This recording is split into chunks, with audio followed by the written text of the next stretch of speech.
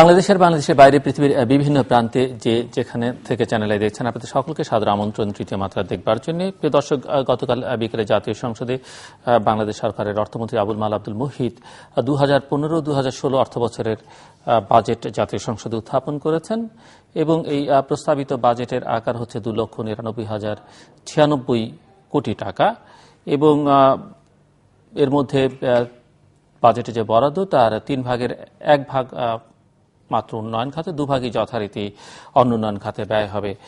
ঘাটতি বাজেটের পরিমাণও 86,000 কোটি টাকার বেশি। সব মিলিয়ে এই বাজেটকে নানান অভিহিত ইতিমধ্যেই করেছেন, হয়তো সামনেও করবেন। এই প্রস্তাবিত বাজেটটি আজকে আমরা কথা বলবো, যেটি জাতীয় সংসদে অনুমোদিত হবে 30শে জুন, সংযোজন বিযোজন সহ। বাজেটে কথা বলবার জন্য আমার আজকের অতিথি বায়ে বসা আছেন তত্ত্বাবধায়ক সরকারের প্রাক্তন উপদেষ্টা এম হাফিজউদ্দিন খান। তিনি বিভিন্ন অন্যান্য মন্ত্রণালয়ের সঙ্গে অর্থ পরিকল্পনা মন্ত্রণালয়ের দায়িত্ব ছিলেন উপদেষ্টা হিসেবে। আমার ডানে রয়েছেন বিশ্ববিদ্যালয়ের শিক্ষক, ব্যাংকার, অর্থনীতির বিশ্লেষক মামুন রশিদ। স্বাগত আপনাদের দুজনকে স্টুডিওতে। মেসার এম হাফিজউদ্দিন খান, কেমন হলো নতুন অর্থ বছরের বাজেট? নতুন বছরের বাজেট সম্বন্ধে তো ইতিমধ্যেই বিভিন্ন সংবাদপত্রে অনেক আলোচনা হয়ে গেছে, ধারণা পুরোটাই প্রায় পাওয়া গেছে, প্রায় পাওয়া গেছে। একটা ভালো দিক যে আগেতে বাজেটটা এত বেশি সিক্রেট ছিল যে বাজেট ডিক্লারেশন আগ পর্যন্ত কোনো কিছু জানা যেত না, কিছুই বোঝা যেত না। এখন অন্তত এটা হয় না, এখন অনেক আলোচনা হয়, অনেক কিছু অনেক উন্মুক্ত হয়ে গেছে। এটা ভালো। আমরা আগে থেকে আন্দাজ পেয়েছি, অনুমান পেয়েছি যে কত বড় কি সাইজের বাজেট হবে, কি ধরনের ট্যাক্সেশন প্রপোজাল হবে, মোটামুটি আইডিয়া পাওয়া গেছে। সেজন্য শখ যেটা লাগবে সেটা মানসিক প্রস্তুতি নিয়ে আমরা ছিলাম, সেইটা তো আছেই। আমি এই প্রসঙ্গে উদাহরণ না বলে পারছি না। আমি যখন ইন্টারনাল রিসোর্স ডিভিশনের জয়েন্ট সেক্রেটারি ছিলাম, তখন এই যে রেভিনিউ স্ট্যাম্প, ট্রানজাকশন হলে যে রেভিনিউ স্ট্যাম্প দিতে হয়, সেই রেভিনিউ স্ট্যাম্প ছিল 50 পয়সা, সেটাকে 1 টাকা করতে হবে। এটা এত সিক্রেট যে আমাকে আমার সেক্রেটারি মানে দিদেন চেয়ারম্যান এনবিআর মরহুম আমিনুর হক সাহেব, ওইটাকে বললেন যে এটা আপনি নোটটা নিজে হাতে লিখবেন, আপনি আপনার পিএ বা কাউকে রিলাই করবেন না, নিজে হাতে লিখবেন, নিজে হাতে লিখে নিয়ে আমার কাছে নিয়ে আসবেন, আমি অ্যাপ্রুভ করে দেব।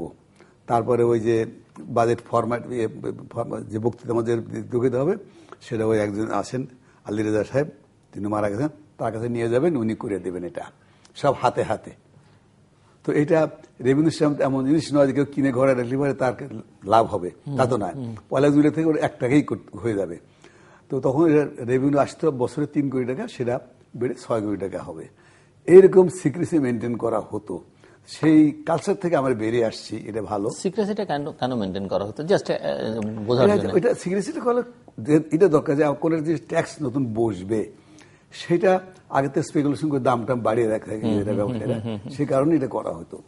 এটা তো আরো ঘটনা আছে, সেই বিখ্যাত ঘটনা, সেই Hugh Dalton British executive chancellor executive যে বাজেট ডিক্লেয়ার করবে পার্লামেন্টে যাওয়ার আগে ওয়াইফের সঙ্গে বসে চা খাচ্ছে, বলছে কালকে থেকে তো চার দাম বেড়ে যাবে, নতুন ট্যাক্স বসবে।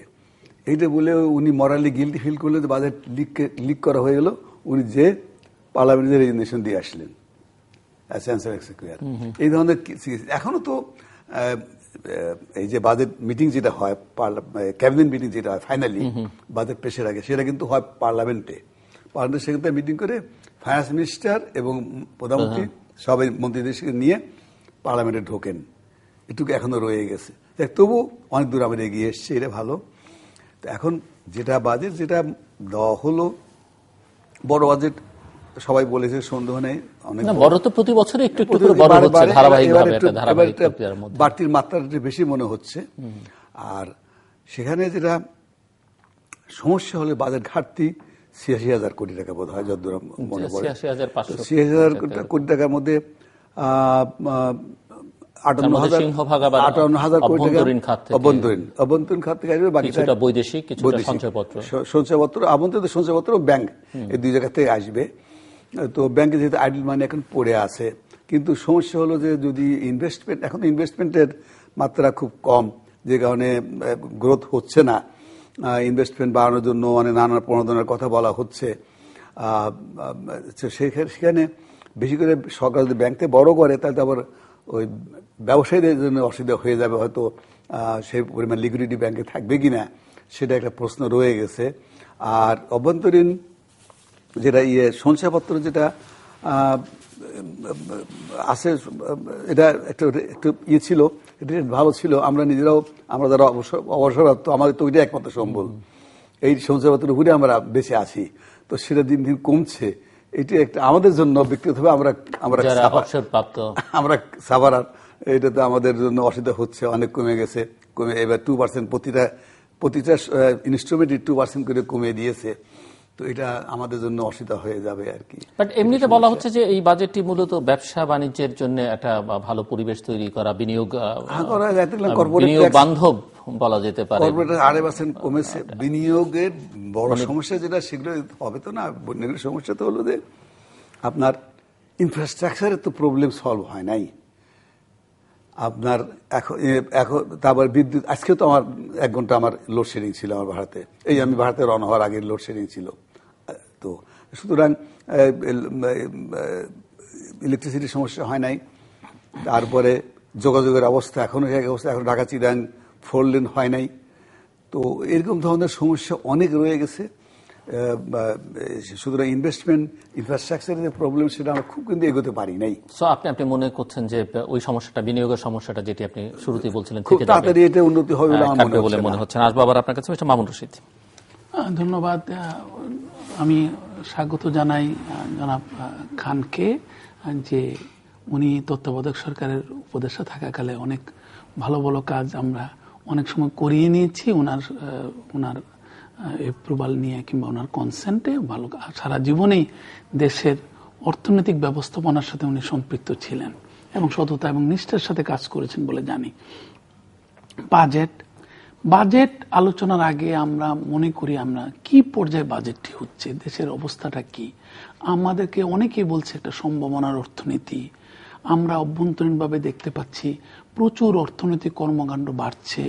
আমাদের যদিও যানজটের সমস্যা হচ্ছে, এটাও আবার সত্য কথা যে অনেক অবকাঠামোগত উন্নয়নের জন্য প্রকল্প যেগুলো নেওয়া হচ্ছে, অনেকগুলো আমরা বাস্তবায়নাধীন দেখছি। তার মধ্যে রয়েছে, আমরা দেখতে পাচ্ছি যে ফ্লাইওভার হচ্ছে, মগবাজার, মৌচাক, তারপরে এখান থেকে মহাখালী থেকে মগবাজার। সো এগুলো দেখতে পাচ্ছি। আমরা দেখতে পাচ্ছি হাতির ঝিল হয়েছে।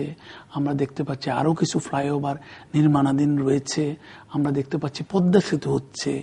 আমাদের ডিসেম্বরের মধ্যে বলা হচ্ছে, যদিও প্রায় 1.5 বছর আগে সমাধান হওয়া উচিত ছিল, ঢাকা চট্টগ্রাম 4 লেন, ঢাকা ময়মনসিংহ 4 লেন। এগুলার কথা আমরা আবার বাস্তবায়নের দিন আছে, কিন্তু তেমন কাজই হয়নি। যে বৃহৎ 8টি প্রকল্প নেওয়া হয়েছিল, সেগুলোর মধ্যে পায়রা বন্দরের কিছুটা এগিয়েছে, গভীর সমুদ্র বন্দরে তেমন কিছুই এগোয়নি। কিংবা আমরা চট্টগ্রাম যে পোর্টকে আরো শক্তিশালী করা, এগুলো জ্বালানির ক্ষেত্রে বিদ্যুতের কথা উনি বলেছেন শুরুতে, কিন্তু আমরা দেখতে পাচ্ছি যখন বিদ্যুৎ মন্ত্রণালয়ে যাই তখন দেখতে পাই যে হয়তো হয়েছে আমাদের জেনারেশন ক্যাপাসিটি 13,000 মেট্রিক টনে পৌঁছেছে, 13,000 মেগাওয়াটে পৌঁছেছে, কিন্তু ওখানে কিন্তু 7,000 ছাড়তে পারছে না। এটা কি গ্রিডের সমস্যা নাকি অন্য কোনো সমস্যা, সেটা আমরা দেখতে পাচ্ছি না। এদিকে আবার ব্যক্তি খাতের বিকাশ হচ্ছে। ব্যক্তি খাতের ভালো ভালো যারা বড় বড় ব্যবসায়ী, তারা আরো বিনিয়োগ করতে চান। গার্মেন্টসের যারা ব্যবসায়ী, তারা মনে করছেন আরো কলকারখানা করতে চান। সেখানে জমি অধিগ্রহণ করতে 3-4 বছর চলে যায়। যেই মুহূর্তে আমরা এই আলোচনা করছি, আমরা আগামী 2 দিনের মধ্যে আমাদের জনাব নরেন্দ্র মোদী, ভারতের অনেক ভোটে ভোটাধিক্যে নির্বাচিত প্রধানমন্ত্রী, তিনি আসছেন। তার সাথে আসছেন অনেকগুলো শিল্প গোষ্ঠীর প্রধানরা। তাদের মধ্যে একটি নাম বলবো না আমি সঙ্গত কারণে। তিনি আসছেন বিশেষভাবে তাদের একটি প্রতিষ্ঠান, বাংলাদেশে একটি বিরাট শিল্প প্রতিষ্ঠানের সাথে যৌথভাবে একটি টায়ার নির্মাণ কারখানা করতে যাচ্ছিলেন এবং সেখানে 30 বিঘা জমি তারা অধিগ্রহণ করেছেন। তার মধ্যে কিছুদিন পরে বেরোলো 10 বিঘা জমি হচ্ছে সরকারের খাস জমি, বন বিভাগের জমি। তখন তারা সামাজিক বনায়নের ক্ষেত্রে এটাকে রেখে দিতে চাইলেন, কিন্তু বন বিভাগ জনগুরুত্বপূর্ণ সম্পর্কে মামলা রুজু করে দিয়ে সেটা বলেছে যে এটা অবৈধ, এখানে কেউ করতে পারবে না। এখন তিনি যে পরিকল্পনা করলেন, বিদেশি বিনিয়োগ আনলেন, দেশি প্রতিষ্ঠানটা এগিয়ে গেল। এই যে এখন তারা মনে করছেন যে লাস্ট রিসোর্ট যে দুই দেশের প্রধানমন্ত্রীর আলোচনার মধ্যে যদি এটা তোলা যায় তাহলে হয়তো শিল্প কলকারখানাটি বেঁচে যাবে। এই সমস্যা কিন্তু আমাদের স্থানীয় ব্যবসায়ীদের ক্ষেত্রে আরো বেশি। তারপর হচ্ছে আমাদের একটা ভোগ ব্যয় বাড়ছে, আরবানাইজেশন বাড়ছে, যানজট বাড়ছে, ওইদিকে আবার আমরা ডিজিটাল হতে চাই, তরুণ উদ্যমী জনগোষ্ঠী বাড়ছে, 22 লক্ষর মতো লোক কর্মক্ষেত্রে প্রবেশ করছে, কিন্তু তাদের কর্মসংস্থান আমরা করতে পারছি না। এগুলো মিলিয়ে বহুবিধ একটি চ্যালেঞ্জ রয়েছে। তার সাথে রয়েছে যেটা আমরা অনেক, আপনার একটি পেট সাবজেক্ট আমি জানি, সেটা হচ্ছে ক্যাপাসিটি, সরকারি বেসরকারি খাতের সক্ষমতা। তো এগুলো মিলে এই পর্যায়ে যখন আমরা বাজেট করছি, একদিকে আমার কাছে ভালোই লাগছে যে 2,99,000 কোটি টাকা সক্ষমতা একটি দিক, আরেকটা দিক হচ্ছে যে অপচয় কমানোর, দুর্নীতিটা আমরা আসবো। দুর্নীতি তেমন কমেনি, দুর্নীতির ইন্ডেক্সে আমরা হয়তো কিছুটা নিচের দিকে এসেছি, তারপরেও দুর্নীতি কমানোর জন্য যে অটোমেশন, ই গভর্নেন্স এবং আরেকটি হচ্ছে প্রাতিষ্ঠানিক সংস্কার, জবাবদিহিতার রাজনীতি সৃষ্টি করা, স্বচ্ছতার রাজনীতি সৃষ্টি করা, প্রতিষ্ঠানগুলোকে কাজ করতে দেওয়া, এই বহুবিধ চ্যালেঞ্জের মধ্যে অর্থনীতির যে সম্ভাবনা দেখা যাচ্ছে, সেই সম্ভাবনার আলোকে আমার মনে হচ্ছে 2,99,000 কোটি টাকার বাজেট খুব একটা বেশি নয়। আমাদের অর্থমন্ত্রী দুটি কথা বলে থাকেন আমাদের সময় যখন আলোচনা করেন, আমি আশা করি আমাদের বাংলাদেশের জিডিপির 25% হবে আমার বাজেট। বাংলাদেশের জিডিপির আকার 14 লক্ষ কোটি টাকার মতো, যেটা হচ্ছে ফর্মাল জিডিপি, যেটা এর মধ্যে। সুতরাং এবার এসছে 21%, সেটাও আমরা একটা মনে করি একটু এগিয়ে এসছি আমরা। কিন্তু যেই জায়গায় চ্যালেঞ্জগুলো আমি মনে করছি, পরে বিশদভাবে আলোচনা করব, সেগুলো হচ্ছে আমাদের আয় ধরা হয়েছে 2,08,000 কোটি টাকার মতো।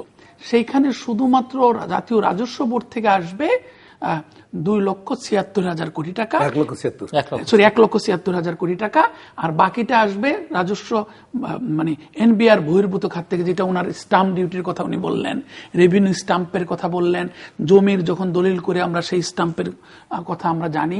সো এগুলা বিমান কর, বিভিন্ন আলাদা যে কর আছে এনবিআর বহির্ভূত, এগুলা ট্রেভেল ট্যাক্সের মাধ্যমে।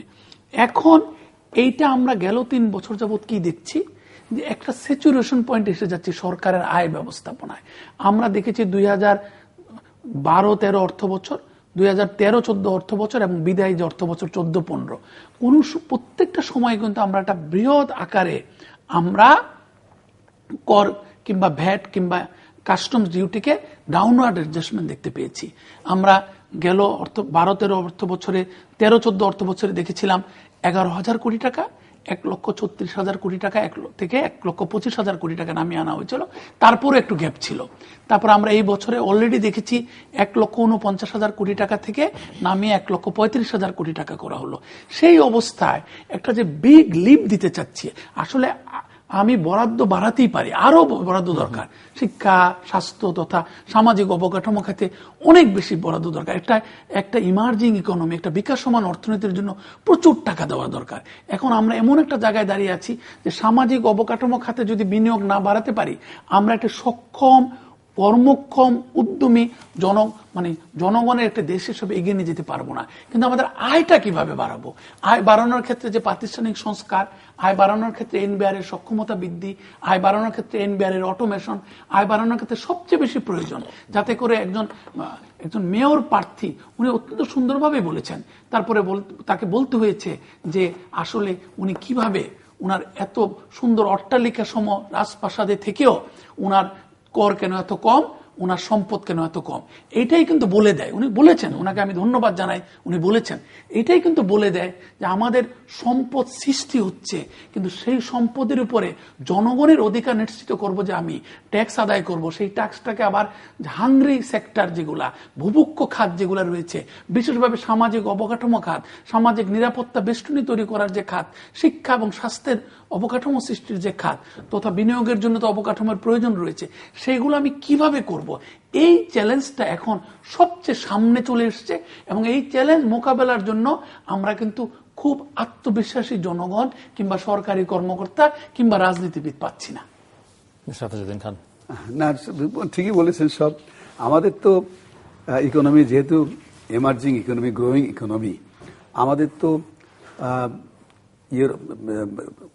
অনেক অনেক অর্থ দরকার, অনেক সম্পদ দরকার, আরো বেশি আর 3 লক্ষ কেন 6 লক্ষ কোটি টাকা খরচ করতে পারলে তা তো অ্যাবজর্ব করার মতন মানে খাত রয়ে গেছে যেখানে করা সম্ভব। কিন্তু আমাদের প্রবলেম হচ্ছে যে আমরা রিসোর্স মোবিলাইজেশনে খুব বেশি এগোতে পারি নাই। সেটি কেন পারা যায়নি? পারা যায় নাই একটা তো হলো যে ওই যে মানে ট্যাক্সে যে কতগুলো আছে না, ক্যানস অফ ট্যাক্সেশন, সেখানে ক্যাপাসিটির একটা প্রশ্ন আছে। মানুষের ক্যাপাসিটি কতটুকু ট্যাক্স দেওয়ার মতো সক্ষমতা মানুষের কতটুকু আছে, আমাদের পার ক্যাপিটা ইনকাম কত সেটা রয়েছে, সেটা একটা প্রশ্ন। পার ক্যাপিটা ইনকাম বেশি না হলে তো ট্যাক্স কার মানুষের মধ্যে ট্যাক্স, যেমন ডাইরেক্ট ট্যাক্স যেটা বিশেষ করে বা ইনডাইরেক্ট ট্যাক্স দুইটাই। আচ্ছা, ভোক্তারা ব্যবহার যেটা ভ্যাট দিয়ে আমরা প্রতি জিনিসে ভ্যাট দিচ্ছি, তো এগুলোতে সক্ষমতা প্রশ্ন রয়ে গেছে। দ্বিতীয়ত হলো আদায় করার মেশিনারি যেটা, সে তো একেবারে এক কথায় 100% দুর্নীতিপূর্ণ, এতে কোনো সন্দেহ নেই। ইনকাম ট্যাক্স যা আদায় হয় আমার তো মনে হয় যে 3 গুণ 4 গুণ আদায় করা সম্ভব যদি সততা এবং আগের চেয়ে তো অনেক বেড়েছে। তো কিছু কিছু প্রবৃদ্ধি এমনি হয়, তার সঙ্গে বেড়েছে। কিন্তু যে পরিমাণ আমাদের ট্যাক্স দিয়ে বোধহয় টোটাল টিন হোল্ডার বোধহয় কত 26 লক্ষ না কত 10 লক্ষের মতো বোধহয় আমরা ট্যাক্স দিই, 11 লক্ষ মতো ট্যাক্স দিই। তো সুতরাং 16 কোটি লোকের দেশে 11 লক্ষ লোক ট্যাক্স পেয়ার আমরা, তো এটা তো অবশ্যই কম, সেটা প্রশ্ন রয়ে গেছে। তারপরে অবশ্যই অনেক হয়, এটা একটা। আর দ্বিতীয়ত রাজস্ব ব্যয় খাতেও হলো আয় খাত এখানে যেমন আছে, ব্যয় খাতেও একই রকম দুর্নীতি।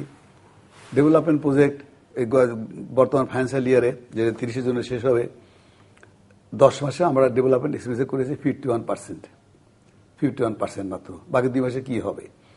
তো সুতরাং এবং এখানে অপচয় অনেক হয়।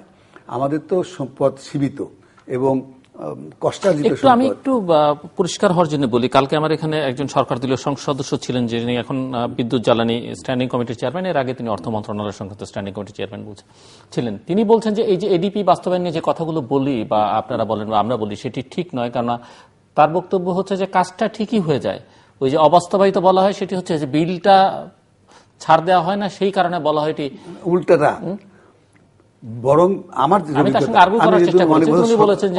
চাকরি করেছি, আমার যেটা অভিজ্ঞতা, অর্থ ছাড়ের হিসেবে এই হিসাবটি বড় খরচ হয়, ফিজিক্যাল প্রোগ্রেস সেই প্রপোর্শনে হয় না। অর্থ ব্যয় আপনি বলছেন অর্থটা ব্যয় হয়, কাজটা হয় না।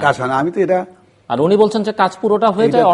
এটা যখন অর্থমন্ত্রী মহোদয় আমাদেরকে ডেকে থাকেন বাজেটের আগে, প্রতি বছর রাইচুয়াল ডেকে থাকেন, প্রাক্তন অর্থ উপদেষ্টা প্রাক্তন অর্থমন্ত্রীদেরকে উনি ডেকে থাকেন। এখানে তো আমি এই কথা বহুবার বলেছি যে আপনি কি কোনো সময় যাচাই বাছাই করা যায় একটা স্যাম্পল, একটা প্রজেক্ট ধরে যে কত % খরচ হলো টাকা ইন টার্মস অফ মানি এবং in terms of physical progress কতটুকু হলো, সেটা ম্যাচিং কিনা, প্রপোর্শনেট কিনা, সেটা একটু ইনভেস্টিগেট করা দরকার, যাচাই করে দেখেন। এটা একটা আমার অভিজ্ঞতা, চাকরি জীবনের অভিজ্ঞতা, তা এটা নয়, ঠিক নয়। কিন্তু এখন জানি না, আমার মনে হয় না কোন সিচুয়েশন সেখানে ইমপ্রুভ করেছে, আমার মনে হচ্ছে না। আর দ্বিতীয় হলো যে বছরের শেষের দিকে যে মে জুন মাসে যেটা খরচ হবে সেটা বেশি অপচয়ই হবে, দুর্নীতিতে ভরা। সুতরাং আমাদের যেহেতু অর্থের অভাব আছে, আমাদেরকে খুব প্রুডেন্ট হতে হবে, তো আমাদেরকে খুবই সাবধান হতে হবে যাতে কোনো একটা টাকা অপচয় না হয়। আরেকটি বিষয় ওনার আপত্তি, উনি যে আমরা অনুন্নয়ন খাতে ব্যয় বলি বা রাজস্ব খাতে যে ব্যয়ের কথা বলি, সেটি উনি বলেন যে এটি তো আসলে উন্নয়ন খাতের সঙ্গে সম্পর্কিত, কারণ বেতন ভাতা যাদেরকে দেওয়া হয় তারা তো উন্নয়নের কাজেই। উন্নয়ন খাতের বেতন ভাতা তো উন্নয়ন খাত থেকে যায়। উন্নয়ন খাতে যারা নিয়োজিত আছে, যে কর্মকর্তা বিভিন্ন প্রজেক্টে যারা আছে, তারা সেখান থেকে যায়, উন্নয়ন খাত থেকে যায়। ওর কথাটা ঠিক নয়, এটা ঠিক নয়। আর রাজস্ব খাতে ব্যয় অনেক বড় দেখা যাচ্ছে, কিন্তু এখনো গত 2-3 দিন আগে তো পার্লামেন্টে আমাদের state minister in charge of establishment জনপ্রশাসন বলেছেন 2,67,000 কত পোস্ট, সরকারি পোস্ট খালি রয়ে গেছে। তার মানে এখানে কিন্তু একটা যে জিনিসটা রয়ে গেছে সেটা প্রশাসনের এই জিনিসগুলো দেখা দরকার। এমনও ডিপার্টমেন্ট আছে যেখানে কোনো লোকের কোনো প্রয়োজন নেই, বাড়তি লোক রয়ে গেছে। আবার এমনও অনেক অর্গানাইজেশন আছে, প্রতিষ্ঠান আছে, সরকারি ডিপার্টমেন্ট আছে যেখানে লোকজনের সংখ্যা খুব কম। যেমন এই বিষয় নিয়ে তো একসময় আপনার বোধহয় জনপ্রশাসনের সংস্কার নিয়ে একটি কাজ করেছিলেন। এগুলো তো করে, হ্যাঁ, জনপ্রশাসন সংস্কার নিয়ে কাজ করেছি। পাবলিক এক্সপেন্ডিচার রিভিউ কমিশন কাজ করেছি, এগুলো সব করে দেখেছি, সেহেতু কিছু অভিজ্ঞতা রয়ে গেছে এখানে। সেই সব সুপারিশমালা বাস্তবায়িত কোন হয় না, আমাদের দেশে তো ইতিহাস নাই কোনো এই প্রশাসনিক সংস্কারের জন্য। 18টা কমিশন কমিটি হয়েছে, 18টা, তো তার মধ্যে একটা তো বাস্তবিত হয় নাই। আচ্ছা, তারপরে পাবলিক রিভিউ কমিশন যেটা করা হলো, এটা আমি ছিলাম, যেটা চেয়ারম্যান ছিলাম, তারপরে একটা বিনায়ক সেন ছিলেন, একটা জায়েদ বক্ত, ওনারা ছিলেন সবাই। আমরা যে রিপোর্ট দিলাম, সেই রিপোর্টের দিকে পড়েও দেখলো না যে আমরা সেখানে মানে বলেছিলাম যে রেশনালাইজ করা, সরকারি ব্যয়টাকে রেশনালাইজ করা, কোথায় দরকার, যেখানে প্রয়োজন সেখানে সেইভাবে দেন, আর যেখানে প্রয়োজন নয় সেখান থেকে উদ্যোগ করেন। এগুলো তো বলা হয়েছে, লেখা হয়েছে, এবং এটা নিয়ে অনেক চিন্তা ভাবনা অনেক আছে, অনেক লেখা আছে, মামুন সাহেবও বলতে পারবেন অনেক, কিন্তু এগুলো করা হয় না কোনো সময়। তার ফলে আমাদের বাজেটের আকার বড় হলেই যে আমরা অনেক উন্নতি করে ফেলবো তা নয়, কারণ এর মধ্যে অনেক অর্থ অপচয় হবে, অনেক বহু প্রকল্প আছে আমাদের যেগুলো গুণগত মান খুবই কম। মানে প্রকল্প তো আপনার একটা তো প্রায়োরিটি প্রশ্ন আছে, ন্যাশনাল প্রায়োরিটি প্রশ্ন আছে, সেগুলো সবসময় বিচার করা হয় না। তারপরে এখানে রাজনৈতিক প্রভাব রয়ে গেছে প্রকল্পের মধ্যে। উন্নয়নের জন্য আমাদের তো গ্রোথের জন্য তো উন্নয়ন দরকার, উন্নয়নমূলক প্রকল্প বেশি দরকার। তো সেখানে অত্যন্ত যে প্রুডেন্সটা দরকার সে কোনো সময় আমরা অনেক সময় পাই না। এর ফলে তো সমস্যা রয়েই গেছে, এবং এইসব সমস্যা থেকে বেরিয়ে আসতে পারলে তো এগিয়ে যাওয়া সম্ভব নয়। তারপরে আমরা সবসময় বলে থাকি, ওনারা স্বীকার করেন বা না করেন, নিশ্চয়ই অন্য সময় স্বীকার করবেন, লোকসমূহকে স্বীকার না করতে পারেন, সেটা হলো যে আমাদের যে ইনএফিশিয়েন্ট ব্যুরোক্রেসি, আমাদের ব্যুরোক্রেসি অত্যন্ত অদক্ষ, দুর্নীতিবাজ আছেই অদক্ষ, এবং অদক্ষর জন্য আমি যেটা বলে থাকি, যে সবসময় বলে আসছি, যে একটা প্রশাসনকে, একটা ব্যুরোক্রেসিকে দক্ষ করতে গেলে 5-6টা অত্যন্ত জরুরি এলিমেন্ট, ফ্যাক্টর রয়ে গেছে, যেমন recruitment, training, posting, transfer, promotion, discipline. এগুলো একটা সুনির্দিষ্ট এবং স্বচ্ছ নীতিমালা হতে হবে, তা না হলে সে প্রশাসন কোনোদিনও ভালো হবে না, থাকবে না। রাজনৈতিক হস্তক্ষেপ, এগুলো সম্পর্কে এই বাজেটে কোনো দিক নির্দেশনা দেখেছেন কিনা? মানে কোনো বাজেটে থাকে না, এটা তো থাকে না। তার ফলে প্রশাসনের, সবাই আমরা জানি প্রশাসন অত্যন্ত দুর্বল এবং অত্যন্ত অদক্ষ। মিস্টার মামুন, এই যে নানা ধরনের কমিশন, নানা ধরনের সুপারিশ, কিছুই বাস্তবায়িত হয় না। বাজেটও আমরা দেখি বিভিন্ন সময় বিভিন্ন অগ্রাধিকার থাকে। এটি পত্রিকায় রিপোর্ট বেরিয়েছে 2-3 দিন আগে যে বাজেটে অগ্রাধিকার বাস্তবায়ন শূন্য, যেটি আপনি ই গভর্নেন্সের কথা বলছিলেন। সেখানেও দেখা যায় যে সব সরকারি দপ্তরকে সমন্বিত তথ্য প্রযুক্তি নেটওয়ার্কের আওতায় আনা হবে, সেটি করা যায়নি। আপনি ভূমি ব্যবস্থাপনার কথা বলছিলেন, সেটিকে ডিজিটাল ব্যবস্থা আনার অগ্রাধিকার দেওয়া হয়েছিল, আনা যায়নি। পিপিপির কথা আমরা জানি যে সেখানে কোনো ধরনের অগ্রগতি, এমনকি আইনও পাস করা হয়নি। কয়লা জ্বালানি নীতি 6 বছরে এটি চূড়ান্ত হয়নি। এরকম অসংখ্য, ওই প্রতিবেদনটিতেই অসংখ্য বিষয় আছে যেগুলো নিরীক্ষা আইন 7 বছর ধরে খসড়া পড়ে আছে। সো আপনি এই বাজেট, আমি জানি না সাধারণ মানুষ এটি কতটা বুঝবে, বাজেট এটি হয়, সেটি বাস্তবায়িত, আমরা সবসময় বলি এটি বাস্তবায়ন চ্যালেঞ্জ। শেষ পর্যন্ত হিসেব নিকেশ করে একটা মোটামুটি তো সেটি বছর শেষে অনুমোদিত হয়, আবার নতুন করে আরেকটি বাজেট আসে, কিন্তু এই সমস্যাগুলো কিন্তু থেকেই যাচ্ছে। এটি তো আমরা শুরুতেও বলেছি, এবং ধন্যবাদ, উনি আরো সুন্দর করে বলেছেন। তবে বাজেটে একটা দিক নির্দেশনা দেওয়া হয়। আপনি জানেন, বাজেটটা সবচেয়ে কম আলোচিত হয় কোথায়? যেখানে বাজেট পেশ করা হয়। আপনি জানেন কিনা, বাংলাদেশে সরকার পরম্পরায় যেখানে বাজেট পেশ করা হয় জনপ্রতিনিধিদের সামনে, সেখানে বাজেটের বিভিন্ন ধারা, উপধারা, খাত, উপখাত নিয়ে সবচেয়ে কম আলোচনা হয়।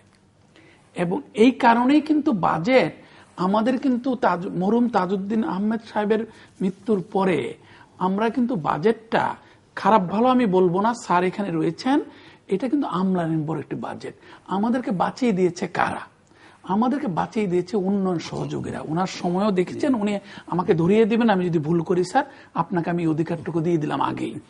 এখন এই বাজেট যে প্রণয়ন হচ্ছে, বিশ্ব ব্যাংক, এশীয় উন্নয়ন ব্যাংক, আন্তর্জাতিক মুদ্রা তহবিল, বাজেট ডেফিসিট প্যারামিটারগুলো তারাই বের করেছে গবেষণা করে। একটি বাজেটের সময় গুরুত্ব সম্পন্ন একটি প্রকল্প বাস্তবায়ন হবে না। এই জন্য তারাই এনেছে মিড টার্ম বাজেটারি ফ্রেমওয়ার্ক, তারাই বলছে রোল ওভার বাজেটের জন্য। একটি ভালো দিক আছে, ভালো দিকটা হচ্ছে যেহেতু জাতীয় সংসদে এটা আলোচনা হয় না, দুর্বল কিংবা দুর্নীতিপরায়ণ স্থানীয় সরকার অবকাঠামো, সেই কারণে আমাদেরকে এই দেশটাকে বাঁচিয়ে দিয়েছেন সরকারি কর্মকর্তারা। অনেকে কিন্তু এটা বলবেন, কারণ তাদের অনুপস্থিতিতে বাজেটই তো হতো না। এখন সরকারি কর্মকর্তারা উন্নয়ন সহযোগিতার সুযোগে আপনি দেখবেন যে ওখানে বাজেটটা প্রণয়ন এবং বাস্তবায়নের ক্ষেত্রে তৈরি হয়েছে। তার মধ্যে আবার কিছু দক্ষ ভালো সরকারি কর্মকর্তা এসেছেন, অর্থ সচিবরা এসেছেন, অর্থ বিভাগের লোকেরা, এনবিআর এর লোকেরা, তারাও মিলে আশেপাশের দেশগুলোর অভিজ্ঞতার আলোকে তারা আস্তে আস্তে বাজেটটাকে আরো যূথবদ্ধ করা, আর একটু ডাইনামিক করা, এটা চেষ্টা করে যাচ্ছেন। এখন স্যার যেটির আলোচনার উদ্যোগ করেছেন কিংবা আপনি শুরু করেছেন, যে আমাদের মাননীয় পরিকল্পনা মন্ত্রী নিজেও বলেছেন যে 95% বাজেট উন্নয়ন বাজেট গেলবারও বাস্তবায়িত হয়েছিল, এবারও হবে। এখন উনি একটি মৌলিক প্রশ্ন তুলেছেন, যেটা আমিও মনে করি মৌলিক প্রশ্ন, যে সংখ্যাটি হচ্ছে 9 মাসে 58%। স্যার, তো 9 মাসে 58%, আপনাকেও যদি বলি, আমার ওই ক্যামেরাম্যান ভাইটিকে যদি বলি, তাই না, যে 9 মাসে 58% হয়েছে, বাকি 42% করতে হবে তোমাকে 3 মাসের মধ্যে, তাহলে কি হবে? আপনাকে যদি 40,000 কোটি টাকা হঠাৎ করে আপনাকে দিয়ে দিই আমি, আপনার প্রয়োজন কিন্তু হয়তো মেবি 50 কোটি টাকা হইলেই এনা বাড়ি গাড়ি, সন্তানের লেখাপড়া, বাবা মায়ের বৃদ্ধ বাবা মায়ের চিকিৎসা হয়ে যায়, এরপরে আপনি বোধহয় চাইবেন না, আমার ধারণা আর কি। সো এখন 40,000 কোটি টাকা আপনাকে যদি ব্যয় করতে দেই, যে আরো জনগণের কাছে নিয়ে গেলাম, শুধু আমরাই ব্যয় করছেন, আপনি পারবেন না। তো এই কারণে কোথায় কম্প্রোমাইজ হয়? একটা জায়গায় হচ্ছে কোয়ালিটি কম্প্রোমাইজ হচ্ছে। তো এই কারণে আমরা কিন্তু সরকারের টাকার এটিকে মানসম্পন্ন খরচের কথা বলছেন, যেটা আমরা বলি যে ব্যয়ের ক্ষেত্রে সরকারের সক্ষমতা একটা বড় প্রশ্ন। আকাঙ্ক্ষিত প্রভাব আমরা পাই না প্রকল্পগুলোর। তারপরে জিনিসটা হচ্ছে কি, তো এই লক্ষ্যে আমরা সরকারি কর্মকর্তারা বলছেন, রাজনীতিবিদরাও কিন্তু নিজেদের মধ্যে আলোচনা করছেন যে ভাই, উন্নয়ন কর্মসূচি বাস্তবায়নের মধ্যে 4 মাসই বর্ষা বাদল থাকে, এখন আমরা কি করব? সুতরাং আমাদের উন্নয়ন কর্মসূচি বাস্তবায়ন করতে হয় বাকি 8 মাস কিংবা 9 মাসের মধ্যে। এখন 9 মাসের মধ্যে বাস্তবায়ন করতে গেলে সমস্যা। আমরা মাননীয় অর্থমন্ত্রীকে একটি পরামর্শ দিয়েছিলাম, আমি নিজেই দিয়েছিলাম 2 বছর আগে, যে স্যার সম্ভবত উনিও ছিলেন, আমাদের অন্যান্য তত্ত্বাবধায়ক সরকারের উপদেষ্টারা ছিলেন, বিগত কিছু অর্থ বছরটি পরিবর্তন করা, সেই ক্ষেত্রে উনি কিন্তু অনেক যুক্তি দিয়েছেন আমাকে, যে এই কারণে ব্রিটিশ ইস্ট ইন্ডিয়া কোম্পানি থেকে ধরে, তারপর আমরা বলেছিলাম স্যার, ভারতে কিন্তু ব্রিটিশ ইন্ডিয়া কোম্পানির আরেকটি সফল কাম হয়েছে যে সরকার, সেটা হচ্ছে ভারত। তাহলে ভারতে কিন্তু এপ্রিল থেকে 31 মার্চ পর্যন্ত বাজেট, তাহলে ভারতের মতো করি আমরা। তো বারবার ভারত ছাড়া আমাদের কিছু হবে না, তো ভারতের ভালো দিকটা নেই না কেন? ভারত রেভিনিউ সংস্কার করেছে। সমস্যাটা কি হয় যদি এটি এপ্রিল না হোক, জানুয়ারি ডিসেম্বর করলে কি সমস্যা হয় বোঝার জন্য আমরা তো মনে করছি না, কিন্তু উনি মনে করছেন যে একটা ওই বর্ষার পিরিয়ডটাকে আমরা অ্যাভয়েড করতে পারবোই না। কিন্তু আমরা বলেছি স্যার 9 মাসে 58%, 60%, 51% থাকে, পরবর্তীকালে আমরা যদি ওইটা মে জুন জুলাই থেকে এপ্রিল মে জুন থেকে মুক্তি দিতে পারি, শুরুটা যদি তাড়াতাড়ি করে দিতে পারি এবং বাস্তবায়নটাকে যদি একটু অ্যাক্সিলারেট করতে পারি, আবার শেষের দিকে গিয়েও যদি আবার গুণমান সম্পন্ন বাস্তবায়নের দিকে থাকতে পারি, এটা আমাদের প্রস্তাব ছিল। কিন্তু উনিও যুক্তি দিয়েছেন অনেকগুলো, উনি যে আমাদের যুক্তি শুনেননি তা না, পারছেন না। আরেকটি বিষয় হচ্ছে যে উন্নয়ন বাজেটে প্রকল্প গ্রহণ। তো প্রকল্প গ্রহণ আমাদের প্রয়োজন মেট্রো রেল, আমাদের প্রয়োজন দক্ষিণ পশ্চিমাঞ্চলের সাথে আমাদের সংযোগকে বাড়ানোর জন্য, ইনক্লুসিভ গ্রোথকে ত্বরান্বিত করার জন্য পদ্মা সেতু। এখন আমাদের ওগুলার উপরে, ওটার সাথে যখন আরো নতুন 200টি প্রকল্প যোগ করা হয়, এগুলা টাঙ্গাইলের একজন জনপ্রতিনিধি বলেছেন, কক্সবাজারের একজন জনপ্রতিনিধি বলেছেন, কিংবা চট্টগ্রামের একজন জনপ্রতিনিধি বলেছেন, নোয়াখালীর একজন বলেছেন, এভাবে ছোট ছোট অনেক প্রকল্প গড়ে উঠছে। যার ফলে হয় কি, প্রকল্প যখন মনিটরিং করতে যাই বাস্তবায়ন, আমাকে কিন্তু অলমোস্ট সমান সময় দিতে হয় প্রকল্পগুলোর জন্য। একটা প্রকল্প গুণমান যাচাই করে প্রকল্প গ্রহণ, প্রকল্প নির্ধারণ, এগুলোতে দুর্বলতা রয়েছে। দ্বিতীয় যে প্রকল্প বাস্তবায়নের ক্ষেত্রে দুর্নীতি, সেটা তো উনি বলেছেনই।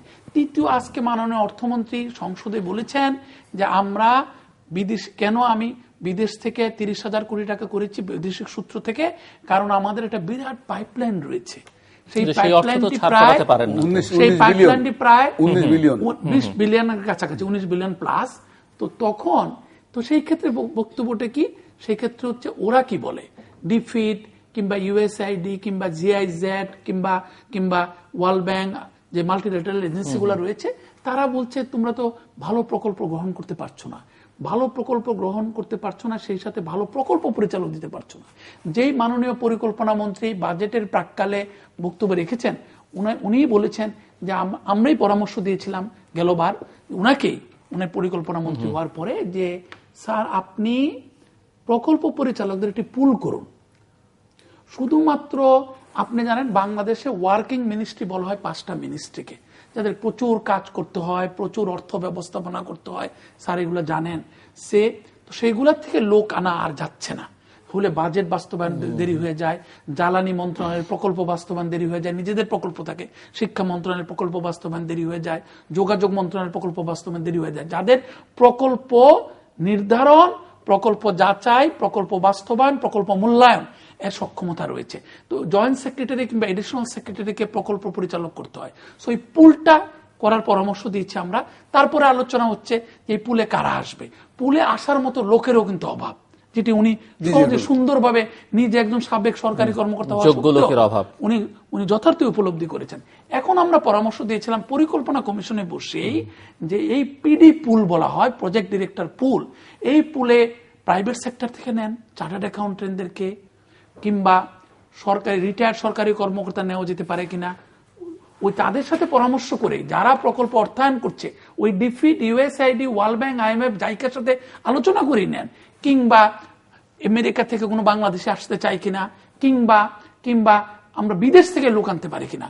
যদি প্রকল্পটি হয় পদ্মা সেতুর মতো একটি প্রকল্প, যদি প্রকল্পটি হয় মেট্রো রেলের মতো একটি প্রকল্প, যার নাকি বাস্তবায়ন আমাদের জিডিপি প্রবৃদ্ধিতে, যেটা উনি সুন্দরভাবে বলেছেন, উল্লম্ফন ঘটাবে। আমাদের তো উল্লম্ফন প্রয়োজন, আমরা 6% মধ্যে আটকে গেছি। মাননীয় অর্থমন্ত্রী নিজেও বলেছেন এই 6% থেকে 7% যেতে গেলে যেমন বিনিয়োগের মহাযজ্ঞ করতে হবে, 31% বেশি জিডিপির বিনিয়োগ করতে হবে, যে বিনিয়োগের বিরাট একটি অংশ আসবে প্রাইভেট সেক্টর থেকে। এইটা তো পরবর্তীকালে আলোচনা করব। কিন্তু এই যে প্রকল্প পরিচালক কারা হবেন, প্রকল্প পরিচালকরা অনেক সময় কথা বলতে পারেন না, বিদেশি কনসালটেন্ট নেওয়া হচ্ছে, তাদের সাথে কমিউনিকেশন করতে পারেন না, দেয়ার ইংলিশ ইজ সো লো।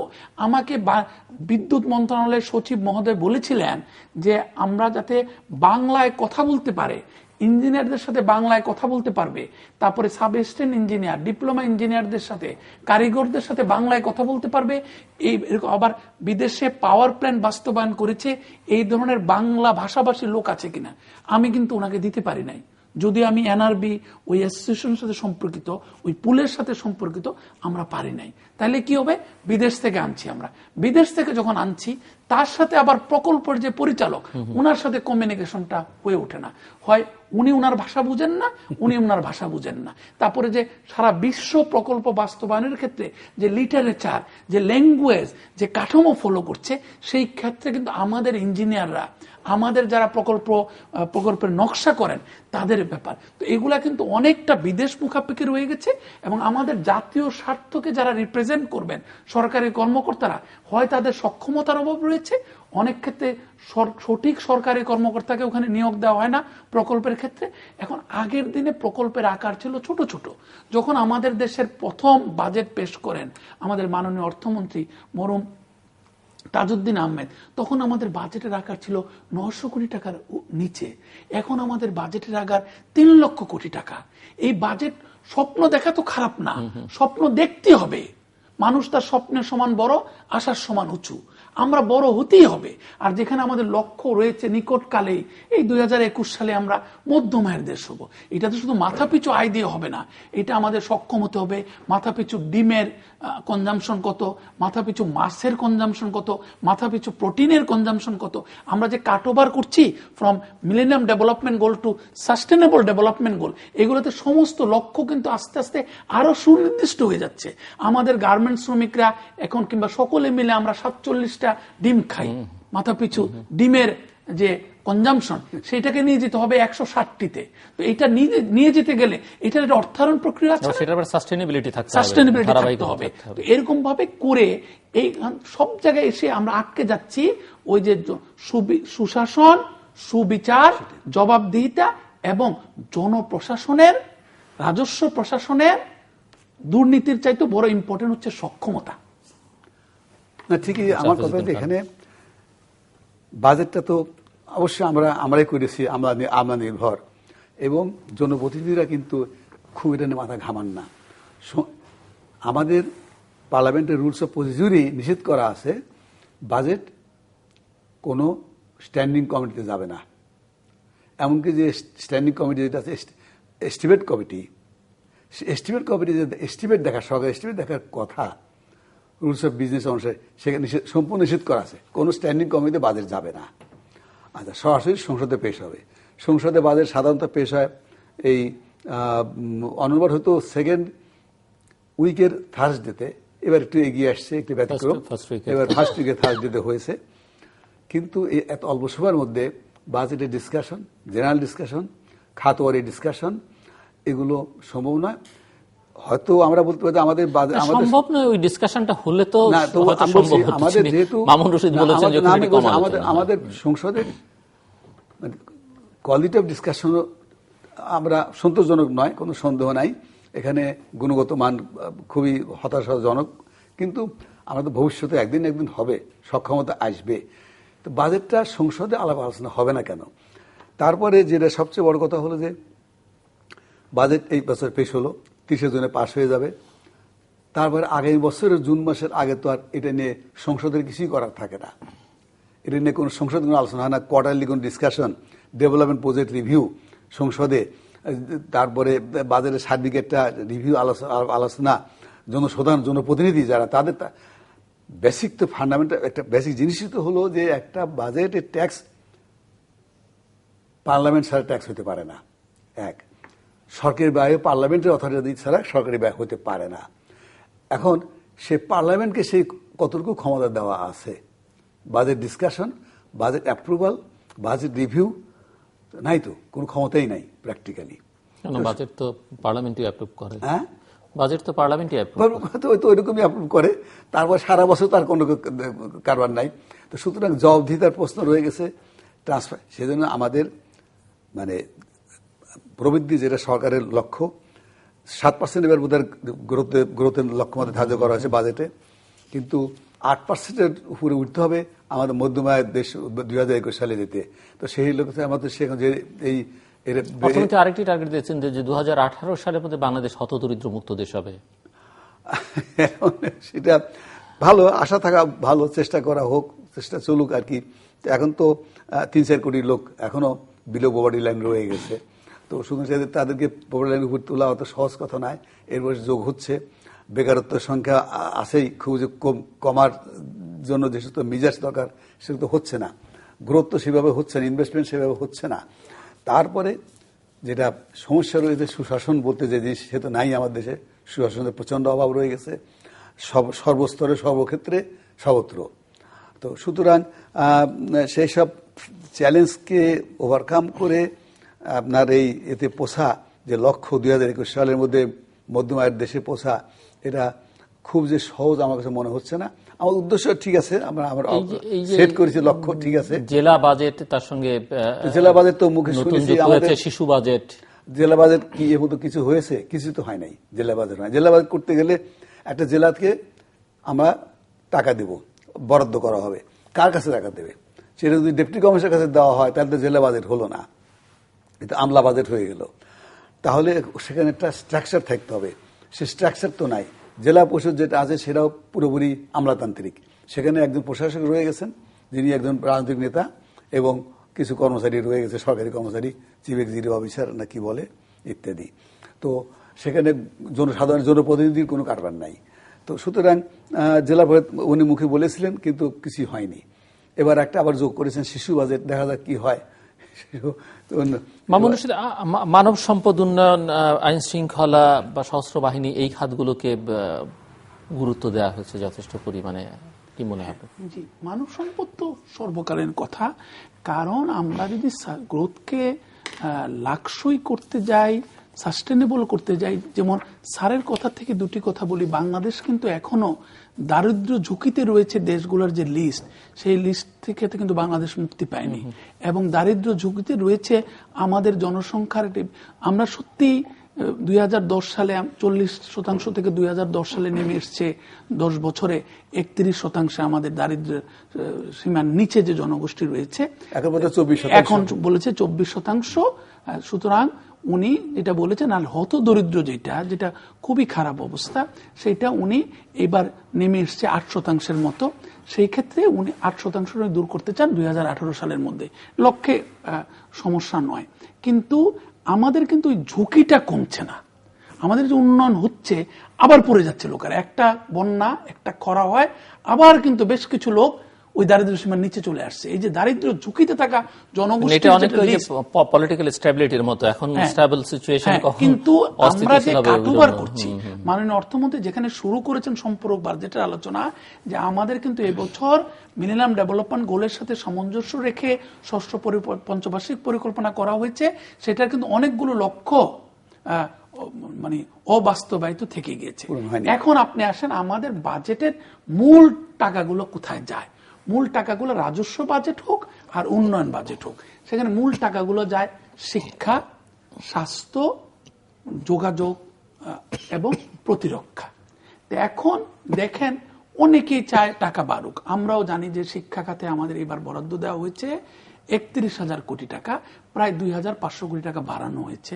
তারপরেও এটা হচ্ছে আমাদের মোট বাজেটের 10.5% এবং জিডিপির 2% মতো। এই গেল 10 বছরে কখনো আমরা দেখিনি জিডিপির 2% কাছাকাছি রয়ে যাচ্ছে আমাদের শিক্ষা বাজেটটা। এবং শুধুমাত্র তত্ত্বাবধায়ক সরকারের সময় জনাব মির্জা আজিজুল ইসলাম একবার জিডিপি 2.4% করতে পেরেছিলেন শিক্ষা খাতের বরাদ্দটি। এখন কিন্তু জাতিসংঘ উন্নয়ন কর্মসূচি বলছে, কিংবা ইউনাইটেড নেশন নিজেই বলছে, যে একটি দেশের জিডিপির 4% হওয়া উচিত ন্যূনতম শিক্ষা খাতের বাজেট।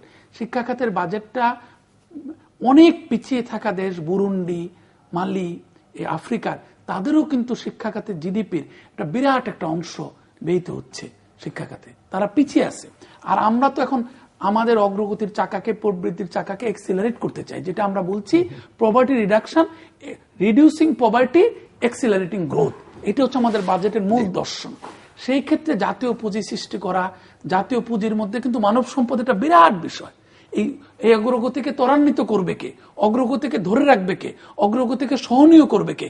অগ্রগতির মাধ্যমে বিশ্ব সমাজে বাংলাদেশের নলেজ ব্যাংককে প্রতিষ্ঠিত করবে কে? ভারত কিংবা অন্যদের মতো। সেই ক্ষেত্রে শিক্ষা খাতের বাজেট আমি আরো বাড়াতে চাই। আমি শিওর অর্থমন্ত্রী নিজেও মনে করেন বাড়াতে চান উনি, কিন্তু উনি তো পারছেন না। তার কারণ কি? এই যে অপরাপর কম্পিটিং খাতগুলো রয়েছে, স্বাস্থ্য খাতের কি হবে? আর আরেকটা বিষয় দাঁড়িয়ে গেছে আমাদের, আমি সকলের প্রতি সম্মান রেখে আমি আশা করি ওনারা এগিয়েছেন অনেক বেশি, আমাদের প্রতিরক্ষা বাহিনীর ভাই বোনেরা অনেকটুকু এগিয়েছেন। ওনারাও বিজ্ঞান মনস্ক একটি জাতি গঠনে বিরাটভাবে এগিয়ে আসছেন।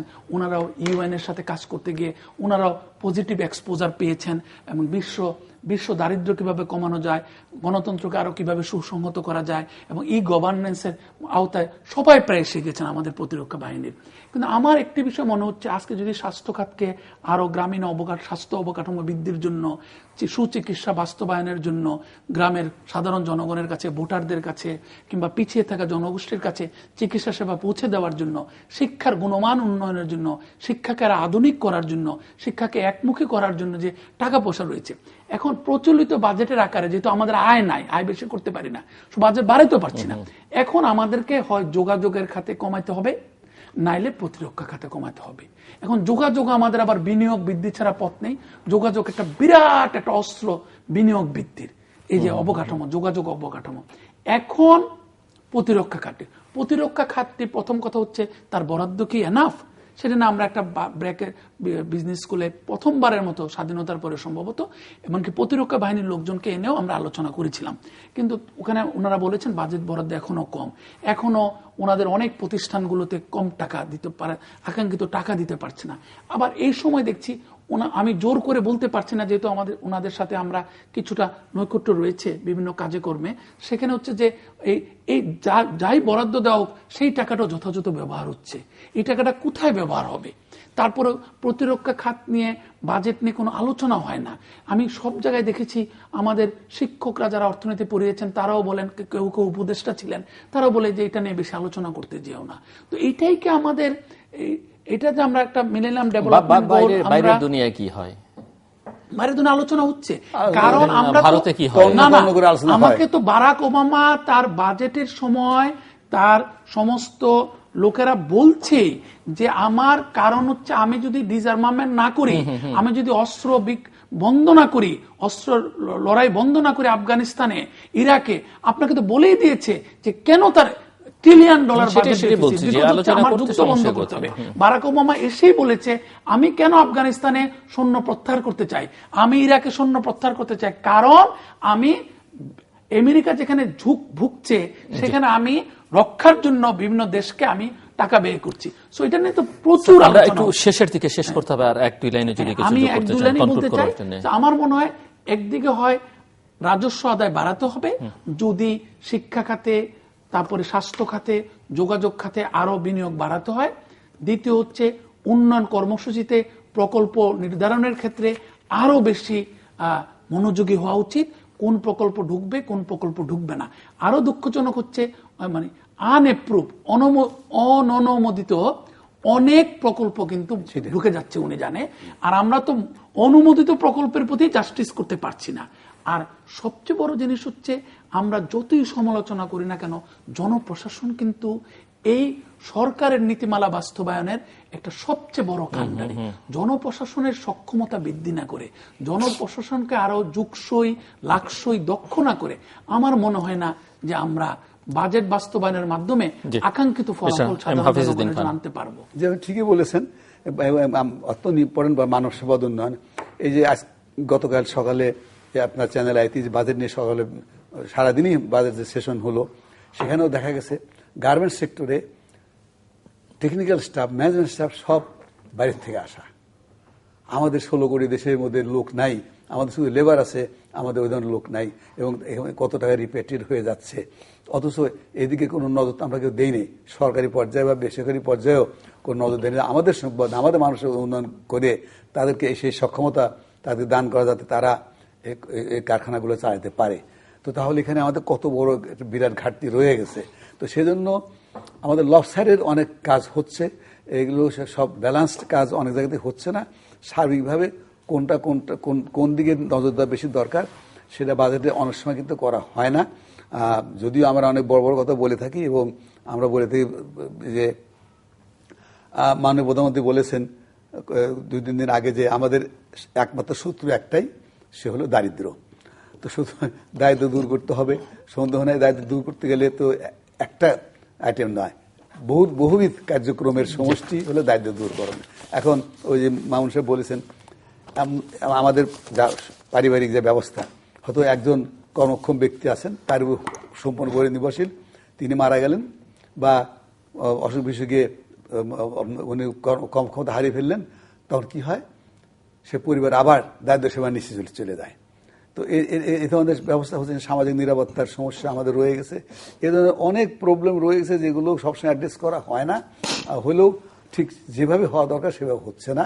তার ফলে আমাদের যে গতিতে আমাদের এগোনোর দরকার সেটা হচ্ছে না।